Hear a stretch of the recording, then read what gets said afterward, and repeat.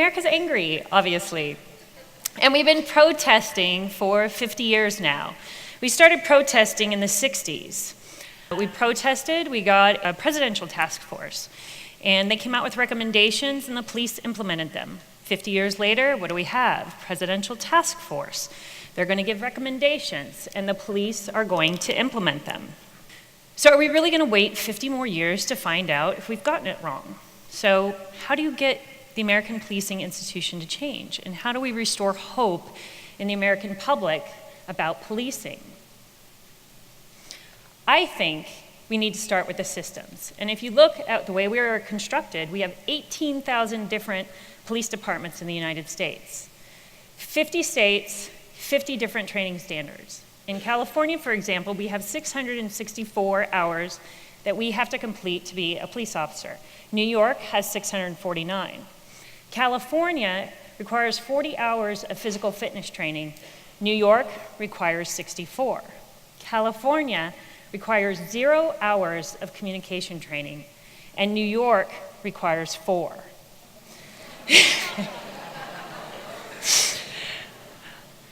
I say that our values and beliefs in policing are reflected in the amount of time we spend training. And if we want to show the American public that we're listening to what they're saying, we need to weigh what we're doing and balance communication training along with use of force training, riot training, and taser training.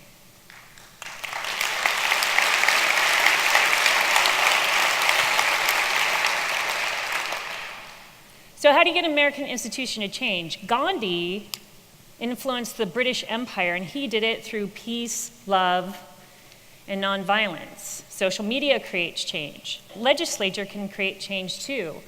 Body cams for officers.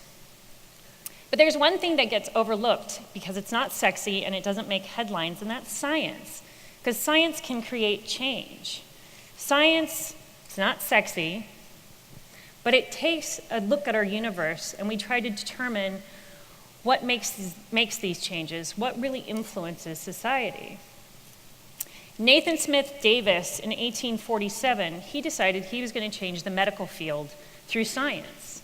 He decided with 250 of his closest friends to create the American Medical Association. And they founded the American Medical Association on science. And they did two things. They unified the medical field across all of the United States.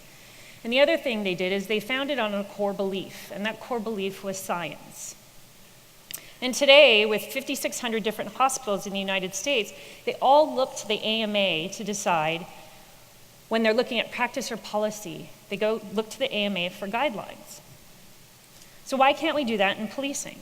Why can't we have an American Policing Association? I don't have 250 friends, but I have 8 of them. And tomorrow, we are beginning our inaugural meeting of the American Society of Evidence-Based Policing. And we too, like Nathan Smith Davis,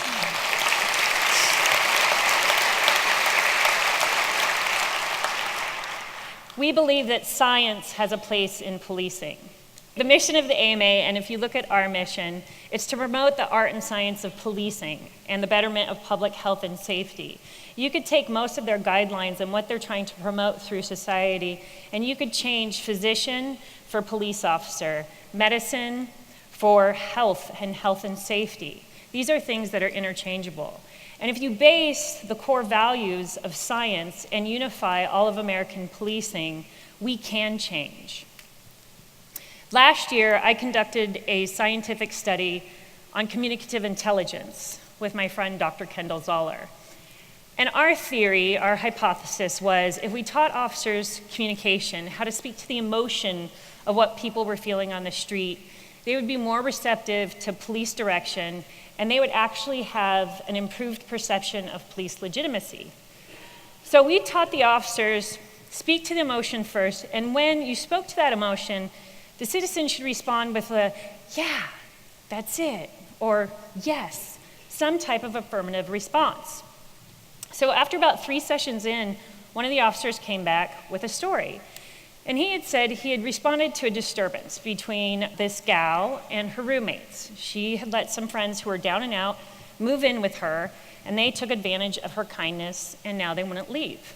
So when the officers got there, the contact officer explained to her that she needed a 30-day eviction notice to get her roommates out.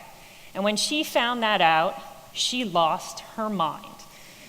Screaming, yelling at the officers, yelling at her roommates. And the contact officer is saying, "Ma'am, calm down, relax. We know, we know how helpful that is when you tell your wife, just calm down, honey." Yeah, works like a charm. So the cover officer is watching and he's thinking, well, that's not working. So he thought, okay, I'm going to try this out. So he looks at her and he says, "Ma'am, it must be really frustrating to lend a hand to your friends and have them screw you over. And then when the cops show up, they can't even help you." And she stopped, looked at him, and said, "That's right, motherfucker."